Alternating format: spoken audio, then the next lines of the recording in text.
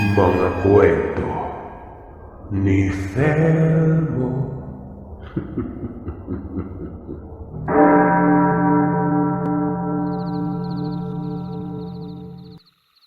Mapagpalang araw sa inyo, Sir Seth.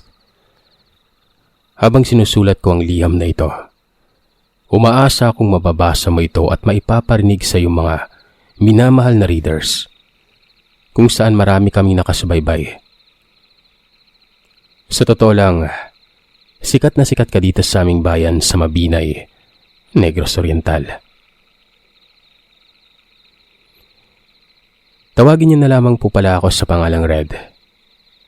Mula nang isinilang ako hanggang ngayong nakapag-asawa na at may 2 ng anak, ay dito pa rin ako nakatira sa Mabinay. May sariling internet shop at madalas ding kumakalikot ng computer, dahilan para matuklasan ko ang tungkol sa channel nyo. Nagkalat na talaga ang mga nakakatakot na nilalang sa ating mundo. Hindi natin namamalayang nasa paligid na pala sila. Lihim tayong pinagmamasdan. Inoobserbahan saka ginagaya ang ating postura. Nang sa gayon ay magawa nilang maniraan sa ating mundo, kagaya ng isang normal na tao. Wala namang problema yun kung ako lang. Naisip ko mang isang malaking karangalan na isipin ng mga nilalang ng ating mundo ang pinakaligtas na lugar para tira nila. Pero hindi lahat ng mga katulad nilang elemento mababait. Iba sa kanila ay nakikisalamuha sa atin nang sa gayon ay malaman nila kung paano ba tayo itutulak sa ating kapahamakan. Aminado akong may katigasan talaga ang ulo ko noong magdi-18 anyos pa ako. Walang araw na hindi ako gumagala. Sabi nga ng nanay ko ay uuwi lamang umano ako kapag gutom na. Tapos ay mawawala na naman sa bahay kapag nagkalaman ng tiyan. Hindi ko itatanging likas akong batugan noong araw. Gayunpaman, nagbabago din pala ang tao kapag lilipas na ang mahabang panahon, kung saan magkakapamilya na. Noong araw, nakasanayan ko nang magpunta lagi sa basketball court sa may baryo na kung ikukumpara ngayon, hindi na talaga matatawag na basketball court. Ito yung tipo na may kataasang posting sinadya lamang itayo, tapos nilagyan lang ng pinabilog na tubo para magmukhang ring. Simple lamang ang mga tao noong araw. Kahit ngayong payak na kwentuhan ay madalas pinagkukumpulan ng mga magkakaibigan. Hindi naman talaga ako mahilig sa larong basketball pero may mga kaibigan akong gabi-gabing nasa lugar na yon. Wala lang, tambay lang. Hinihintay yung mga dadaang chicks, tapos susundan na. Mababait naman kami at may respeto sa babae. Likas lang talaga kaming mahilig gumala. Tatambay ako doon mula alas 7 ng gabi hanggang alas 11. Hindi pa nakakatakot nung araw. Wala pang gaanong krimen. At palaging kaligayahan lamang ng mga tao ang trabahuhin ng mga gawaing bahay. Pinagmasdan ko ang kabuuan ng basketball court. Maaliwalas pero maingay. May nagkakantsyawang magkakaibigan din sa katapat naming pwesto. At may iilang stalls ng lomi, tempura at fishball sa malamig, cotton candy at karinderya. Nagmistulang plaza ang lugar sa dami ng mga tao na sinadya lang magpunta doon para makapamasyal. Nang makita ng iilan sa mga residente na mukhang kikita sila gabi-gabi, may mga nagtitinda na rin ng ukay-ukay, souvenirs at kung ano-ano pang mga borloloy. Nakakatuwa naman kasi lahat ay nagsisikap at pinagtutulungang masihan ang mga taong sadyang napapagawi sa lugar na yon, lalo na mga dayo.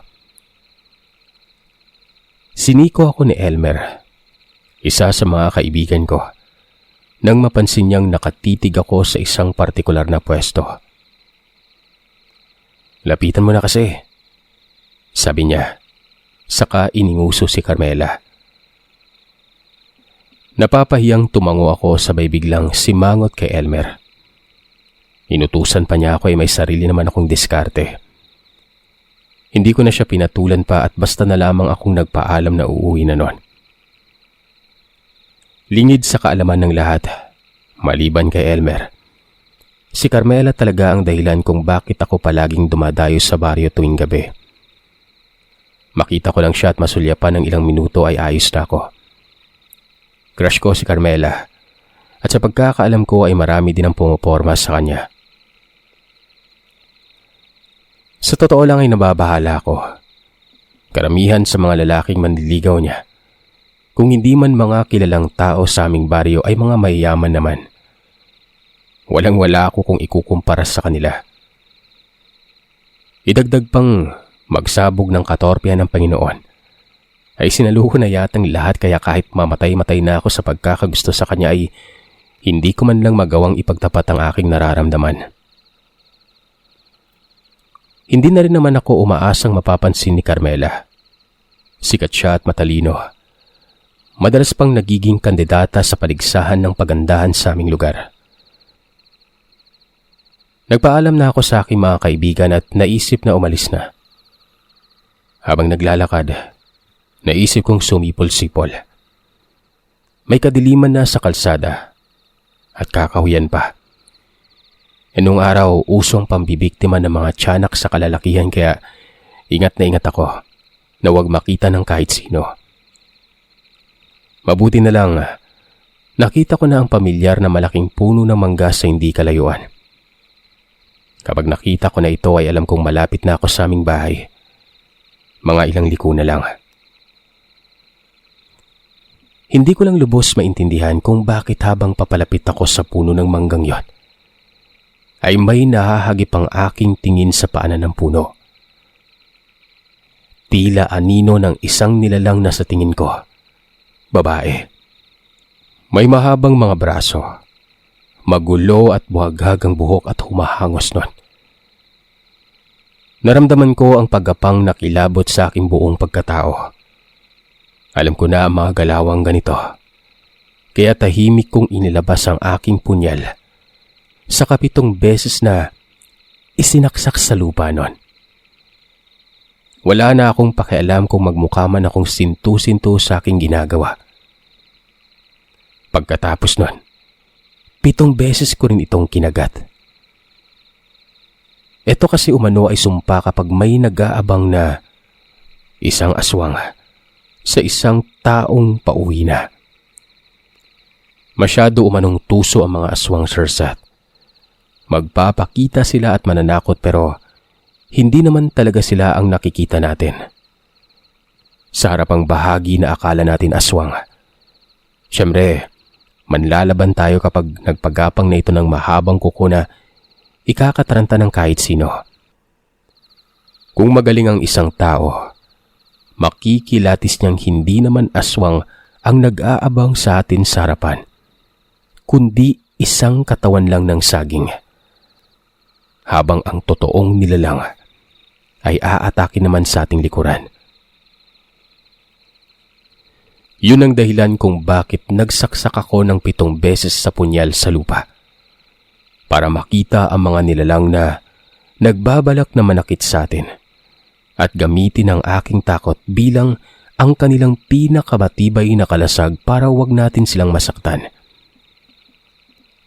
Na magawa ko ng mga bagay na yon ay kaagad akong tumayo at naglakad muli.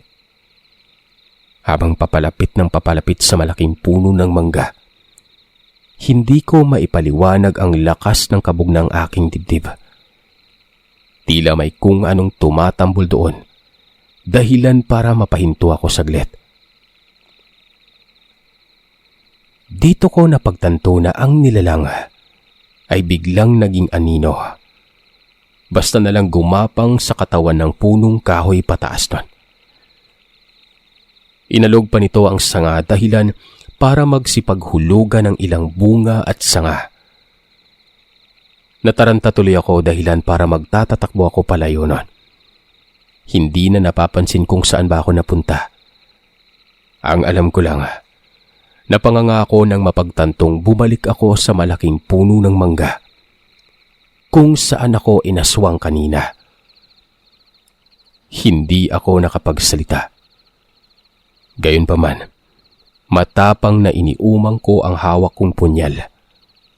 Kumislap ang talim nun sa kadiliman ng gabi, kaya naman hindi ko maiwasang makiramdam. Noong mga panahong yon, hindi ko pa lubusang maramdaman ng takot. Medyo kinabahan lang ako. Kaya kong lumaban pero ibang usapan na mga elemento. Tiwalang-tiwala ako na aswang ang nilalang na nananakot sa akin noon. Naisip ko na baka nagkamali lamang ako ng nilikuan kanina. Kaya naman muli akong umalis at tinalunto ng daan. Wala na akong pakialam kung mas lalong dumilim ang paligid na tinataha ko. Nang muli ako mapagod, nagpahinga ako.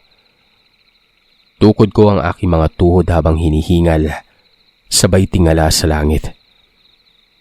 Nagsisimula ng magliwanag ang bilog na buwan, kaya kahit papano ay tanglaw ko na ang aking dadaanan.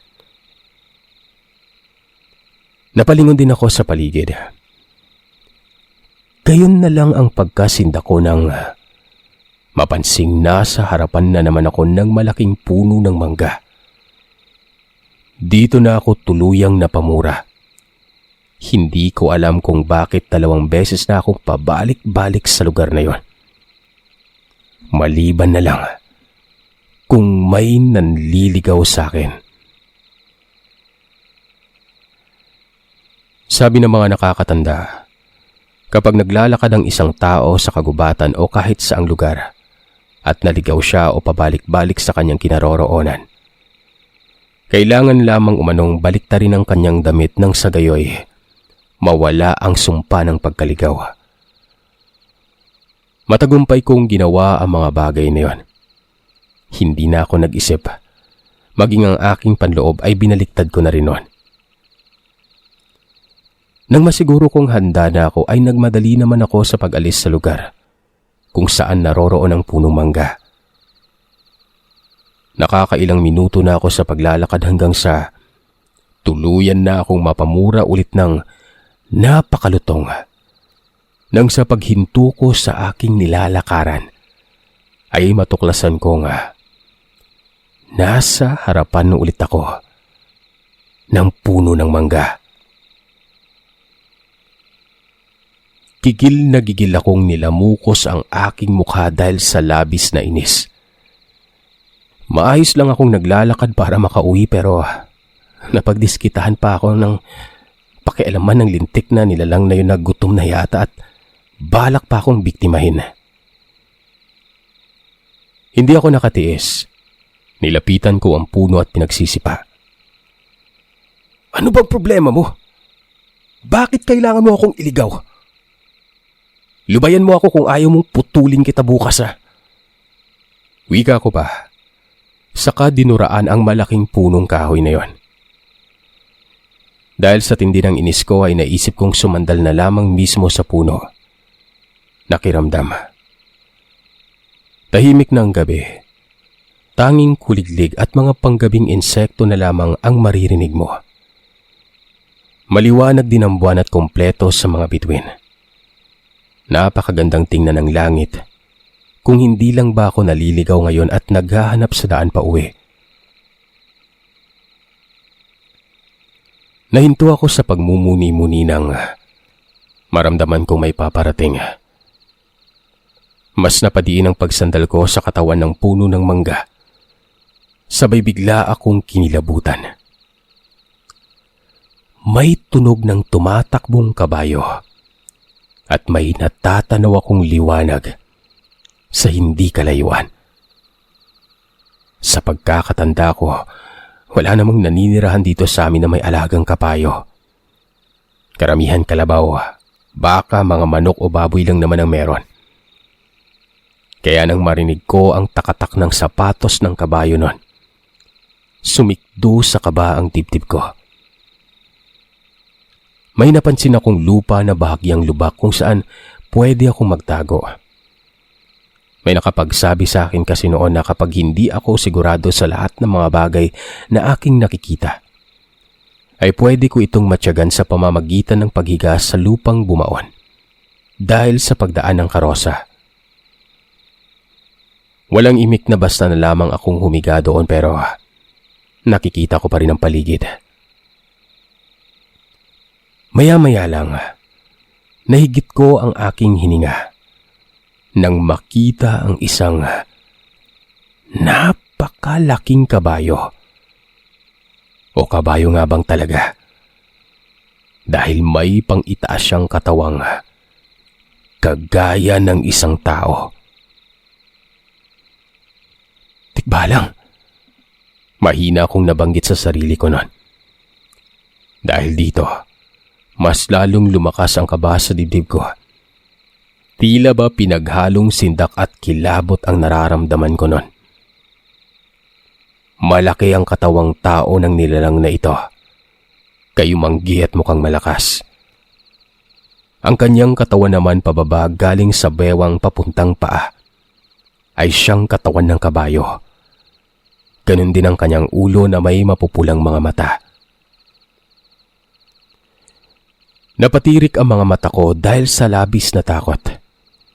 Hindi ko alam kung ano ba ang una kong magiging reaksyon ngayong nakaharap ko na ang nakakahindik na nilalang. At mukhang hinahanap pa ako noon. Labis lang ang aking pasasalamat dahil epektibo ang sinabi sa akin ng kakilala ko noon. Na kapag nagdududa akong elemento ang isang nilalang, ay kaya ko siyang makita kapag nagtago ako sa mga lupang dinaanan ng karosa o hindi kaya ay malalaking gulong ng truck. Ng mga oras na yon, hindi ko alam pero parang malapit na akong mabaliw sa takot. Hindi ko alam kung sa paanong paraan ko ikakalma ang sarili ko. Takot na takot din ako kaya naman kahit alam kong hindi ako nakikita ng tikbalang na yon. Nagdasal pa rin ako. Nang makita kong umusad siya palayo, napahinga ako ng maluwag. Natitiyak kong nilubayan na ako kaya naman bumangon ako sa aking kinahihigaan at matamlay na naglakad pa uwi ng bahay.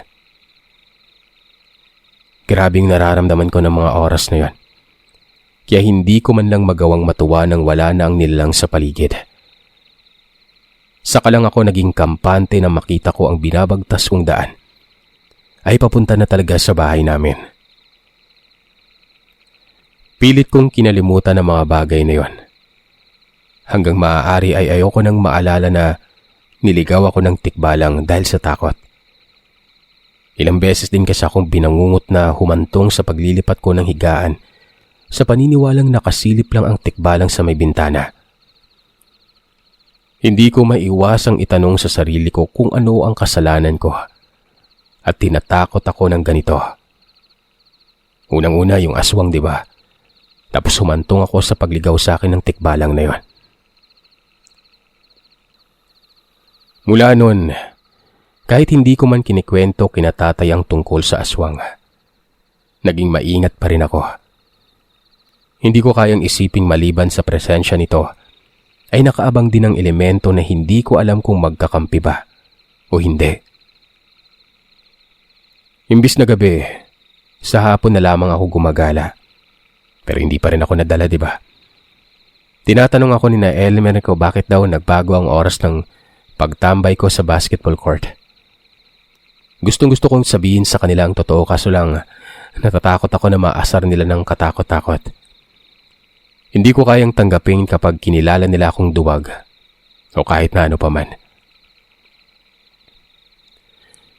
Pero totoo nga yata yung usaping kapag iniiwasan, sadyang nanunudyo.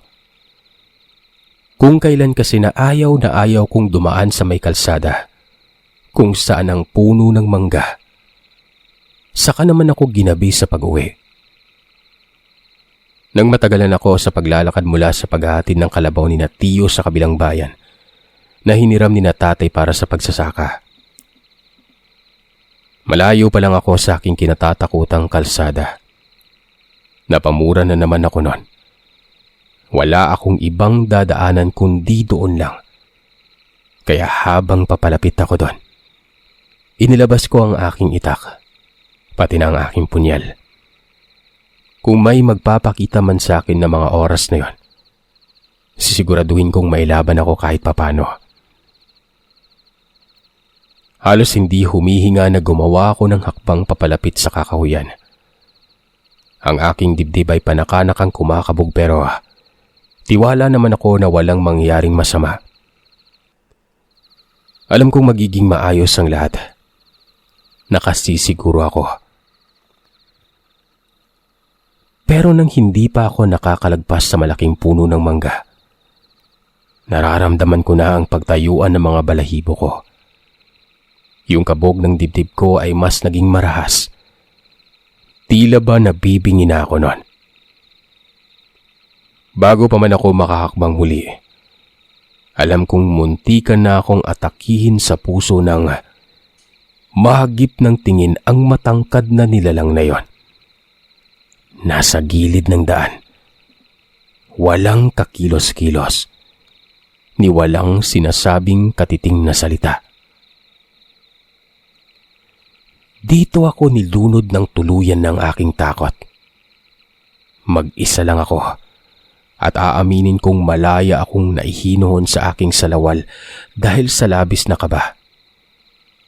Hindi ako nakapagsalita at nakatitig lamang sa tikbalang na sobrang tatag na nakatayo sa gilid ng daan. Nariyan ang mahahaba niyang 4 na paa at mukhang nagbabanta ng malalakas na sipa sa oras na magkamali ako sa aking galaw. Nang umungol ang nilalang ay napaatras ako at bahagyang natauhan. Natatakot man ay pilit kong pinairal ang galit para sa nilalang. Anong karapatan niyang takutin ako? Dumaraan lamang ako sa lugar na ito at hindi naman ako nang aabuso. Nang makita kong ihahakbang na niya ang kanyang paa, mabilis akong kumilos at iwinasiwas din ang aking dalang punyal at itak. Kung may makakakita man sa akin ay aakalaing isa ako sa mga kasapi ng katipunero dahil sa tapang ko makipaglaban. Nagngangalit ang mga bagang ko sapagkat ni Pangontra ay wala man lamang akong maisip para ibato man lang sa nasabing nilalang na yon. Tila pumosisyon din ang tikbalang na labis kong ikinabahala. Aminado akong matatalo niya. Dahil sino ba naman ako para kayanin ang lakas niya, di ba? Simpleng tao lang ako. Walang kapangyarihan. Pero bigla akong may naisip ng Sir Seth. Sabi ko, pwede pala akong magkaroon ng kapangyarihan. Nasa harapan ko lamang yon. Kailangan ko lang tapangan ang aking sarili ng sa gayon ay makuha ko ang agimat na sinasabi ko. Naghanda sa pagsugod ng nilalang sa akin nun. Pero iba na ang naiisip ko ng mga oras na yon. Siguro mahirap, pero hindi naman ako titigil hanggat hindi ko nakukuha ang bagay na kailangan ko sa kanya. O kung mapatay niya ako. Kasalanan niya naman ito sa isip ko nun. Hindi ko ito maiisip kung hindi niya akong ginugulo. Nang tumakbong pasugod sa akin ng tikbalang ay hindi na ako kagad nag-aksaya ng oras. Hinayaan kong salubungin siya para lang dumausdos sa paanan niyang pababa pala at hindi patag nun. Lumagpas sa akin ng tikbalang samantalang dumaan naman ako sa ilalim ng katawan niya. Tila bumagal ang buong paligid nun. Wala akong ibang naisip kundi ang makatayo kaagad bago pa man niya ako maunahan. Kaya naman nang matanaw ko na ang likuran niya, matapang akong lumundag saka mahigpit na hinawakan ng kanyang may kakapalang gugulugod o yung tinatawag nating spine sa may bandang likuran. Napatunog kabayo ito. Sinubukang magpumiglas pero mas mariin ang pagkakahawak ko sa kanya. Pagkuway kabisadong ginawa ko ang kung anong naiisip ko na gawin nun para mabilis na makasampa sa likuran niya na naging dahilan para mas lalong umatungal ang nilalang na yon. Mabuti na lang, sanay din akong sumampa sa mga baka at kalabaw. Kaya naman, kahit papano ay nagawa ko yon. Lumakas ang loob ko. Tinapik siya ng 3 beses. Hindi mo na kailangan magwala. Nahawakan ko na yung gulugod mo. Ibig sabihin nun, di ba? Ikaw, magiging alipin ko na. At wala kang ibang gagawin kundi sundin ang lahat ng iuutos ko. Sabi ko sa kanya na nagdadasal din na sana totoo ang mga kasabihan nun. Dahil kung hindi, yari talaga ako, Sir Seth. Hindi ako nagpakita ng takot kung kaya't biglang kumalma ang tikbalang. Saka ako bumaba sa harap niya. Sa labis kong gulat, yumuko sa akin ng nilalang at gamit ang isipan niya. Nakipag-usap siya ng hindi man lang ngumanganga ang kanyang bibig. Magmula umano noon ay siya na ang aking alipin. Hindi ako kaagad nakakilos dahil sa labis na tuwa. Hindi ako makapaniwala na ang dating nilalang na kinatatakutan ko ay siya pang magiging utusan ko kagaya ng sinabi sa akin ni Lolo. Totoo nga ang ganon. Nakita ko pang ang ngumanga ang tikbalang at may nagliliwanag na bagay ang lumabas mula sa bibig niya. Isa itong bilugang klase ng bato na makinis pero mas maliit pa sa holen. Nang tinanggap ko ito ay nagliwanag din ang aking kamay. Saka basta na lamang naglaho ang kakaibang bagay na yon. Sabi sa akin ni Lolo nung bata pa lamang ako, ang mga tikbalang daw talaga ay likas na mapagkutya, mapagbiro, at siyang salarin sa libu-libong taong nawawala sa mga kagubatan. Maliban pa doon, siyang sinasabing tagapagbantay ng portal tungo sa mundo ng mga engkanto. Talaga umanong nakakatakot ang nilalang pero kung mag-i-imagine lang daw ako at inisip na ang kabayo ay may nakaakay na tao, mababawasan daw ang takot ko.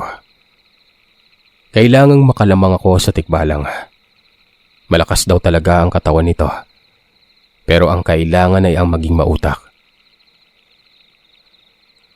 Ayon pa kay Lolo, kapag nahawakan ng maigi ang kanyang gulugod, saka palang susuko sa nasabing tao ang tikbalang na yon.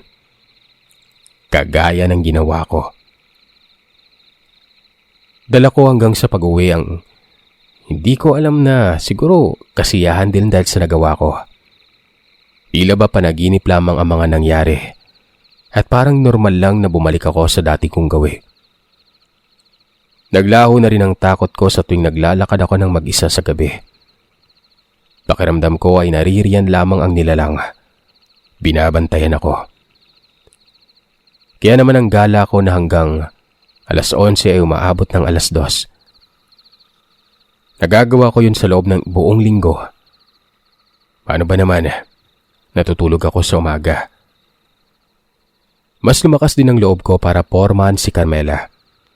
Kahit nangungupit lang talaga ako ng pera sa bulsa ni tatay para ibili ng regalo na ibibigay ko sa kanya. Masaya ako nun. Dahil nakikita ko ang mga matatamis ng ngiti ng dalaga pero hindi na mga karibal ko sa puso niya. Nangunguna sa nagtataas ng kilay sa aking ginagawa ay si Pedro. Isang anak ng medyo may pwesto sa gobyerno sa amin. Talagang pupunta yun sa Sir Seth, sa baryo namin para makita si Carmela. Sikat na sikat siya sa aming lugar.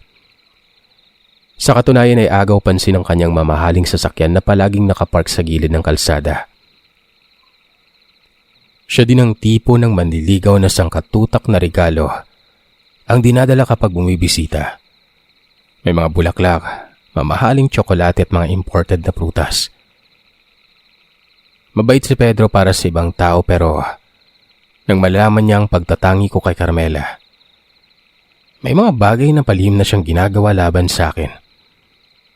May mga bagay na alam kong hindi makatao at walang kapupuntahan kundi ang kapahamakan ko. Isang gabi, nang pauwi ako sa bahay, naramdaman ko na kaagad na may ibang presensyang nagmamatyag sa akin nun. Ewan ko ba, matapos ang gabing nagkaharap kami ng tikbalang ay alam kong may nagbago sa akin. Alam kong may mga kakayahan akong nakuha na sobrang hirap ipaliwanag. Mga lugar na kapag pilit kong tinititigan, kusang lumilinaw kahit ilang milya na ang layo nito. Ang pandinig kong kahit ilang kilometro na ay naririnig ko pa rin. Higit sa lahat, nagkakaroon ako ng mga panaginip na alam kong pasilip mula sa hinaharap. Nakikita ko ang posibleng mangyari sa akin kapag hindi ko naiwasan ng mga ganito at ganyan. Kaya nang maramdaman kong nanganganib ako ng gabing yon, kabadong inihanda ko ang sarili ko. Kinuyom ang palad. Dinama ko ang agimat na nasa loob ng aking katawan. Medyo nakaramdam ako ng pag-init ng palad ko noon. Maya-maya lang, nakarinig ako ng putok ng baril. Hindi lang isa, dalawa, kundi tinadtad yata ako noon. Yun nga lang, sa halip na pamamanhid ay gulat ang aking nararamdaman sa tuwing napapansin ko ang bawat bala na tila lata kong bumagsak sa lupa. Nagmistula akong hindi tao na kinamumuhian nila sa dami ng mga balang binaril nila sa akin noon. Nararamdaman kong may tinamaan sa bandang dibdib ko at sa iba't ibang parte ng katawan ko. Bumagsak ako sa lupa at hinayaang nakatirik ang mga mata pero hindi nagsasalita. Ilang saglit lang, lumapit sa kinaroroonan ko ang 6 na lalaki sa pangunguna ni Pedro. Sinipa-sipa pa nila ako para subukang tingnan kung hindi na ba talaga ako gumagalaw. Kung patay na ba talaga ako nun. Maya-maya lang, nagulat ako nang may umatungal sa kanilang likuran. Yun pa ang oras na kumurap-kurap ako. Napaatras si Pedro nun. May isa maligno yung lalaking to ah. Bago pa man sila makalayo, nakaabang na sa kanilang daraanan ang tikbalang na aking utusan. Mapupula ang mga mata nito. Matangkad na umaabot na sa 8 talampakan.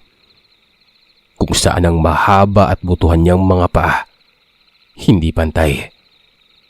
Sumingasing ito at mukhang umusok ang tenga at ilong.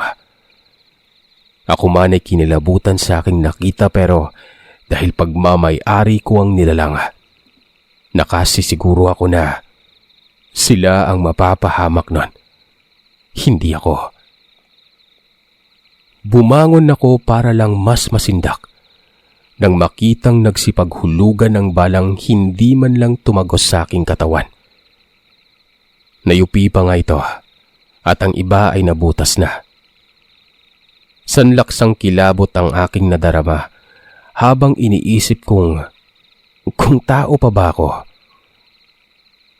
Tanggap ko at maaring walang maniniwala sa kwento ko pero nung araw, alam ko kung ano ang nangyayari sa akin nun. Nakita kong dudumugin na ng tikbalang ang grupo nila Pedro. Ako man ay gustong gumante sa kanya. Hindi ko kayang paniwala ang magagawa niyang magpakababa para lang mapansin ni Carmela. Kaya naman sa halip na gantihan siya sa pisikal na sakitan, mas ginusto kong gamitin ang kakayahang taglay ng aking agimat. Humarap ako sa tikbalang at inutusan siya. Takutin mo ang grupo ni Pedro at iligaw. Huwag kang titigil hanggat hindi sila magtatanda. Mariin kong wika na ikinaungol ng nilalang. Tanda na ikinatutuwa niyang utos ko. Dito ay nagsimula ng magtakbuhan ng mga kasama ni Pedro. Maging siya. Kung saan-saang sulok ng kakahuyan sila nagtakbuhan hanggang sa hindi na sila aabot pa sa aking paningin. Bumangon naman ako at tinama ang sarili ko noon. Talagang wala akong nararamdamang sakit o sama man lamang ng katawan. Kinilabutan ako at hindi na napigilang damhin ng pagtataasan ng aking mga balahibo. Alam kong hindi na ako kagaya ng dati. Sumunod na araw ay kumalat sa buong basketball court ang nangyari kina Pedro. Natagpuan silang nangangatog ang mga tuhod sa labasan ng kagubatan. Hindi makausap. Kalaunan, dinala sila sa piitan kung saan, alam niyo na, yung mga nawalan ng katinuan. Sa bintang na sila ay lulong sa droga at kung ano-ano ang nakikita nun. Ako naman, ginamit ko sa mabuti ang agimat. Pero totoo pala ang sabi ng marami na may hangganan nito. 25 anyos ako nang kumawala sa pangangalaga ng tikbalang at nagpagamot sa isang albularyo. Sa ngayon, masaya akong namumuhay kasama ang aking asawang si Carmela. Siyempre, di ba? Sino ba namang hindi magiging masaya? Nakuha mo yung babaeng pinapangarap mo. Ay, hanggang dito na lamang po, Sir Seth. Maraming salamat.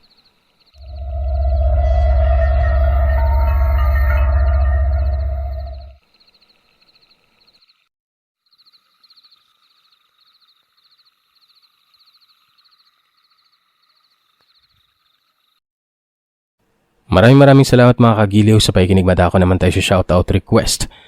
Happy 4 month. 4 months monthsary U2DL sa membership. Happy 5th Bakela Cafe. Happy 6th Krista Jane 123, Beth Benario and Joel Macuse. Happy 7th Gigi Tiro. Happy 8th DJ Salazar and Caleb Bautista. Happy 10th Ron Ross Foster. Happy 12th Anne. Happy 13th Queen Anne Mujado. Happy 14th Miriam Pilaes. Happy 16th Queen 93. Happy 18th Irene Dutimas. Happy 22nd Emogen. Happy 26th Dian 17. Happy 29th Regan Simon. And happy 33rd Veskitano. Sa mga nag-message naman, shoutout kay Dioclin. Sir, pa-shoutout po ulit from South Korea. Pakigreet po ang aking bunso si Mavs Cydrix ng happy 3rd birthday, August 24. Belated po. Love Mama and Papa. Thank you po from Mavs. Yan. Magandang gabi, sir. Simula 2020 hanggang ngayon nakikinig pa rin ako sa inyo. Wala naman akong maibahagi na kwento. Meron naman din ako sa akong mga karanasan na alam ko na tunay na nangyari sa tunay na buhay. Tulad ng mga kwento mo, especially sa kulam. Sana madami pang kulam stories. By the way, pabati po ulit ang asawa ko na si Angelica. Nag-anniversary na po kami, and ang baby ko na si Jiso. Simula pa lang ng girlfriend, asawa, ngayon may anak na. Ikaw pa din ang pinapakinggan ko. Sana madami ka pang kwento na maibahagi sa amin. God bless, from Jeffrey Manzano. Maraming salamat ay naman kagiliw. Maraming salamat po. Happy weekend po sa inyong lahat.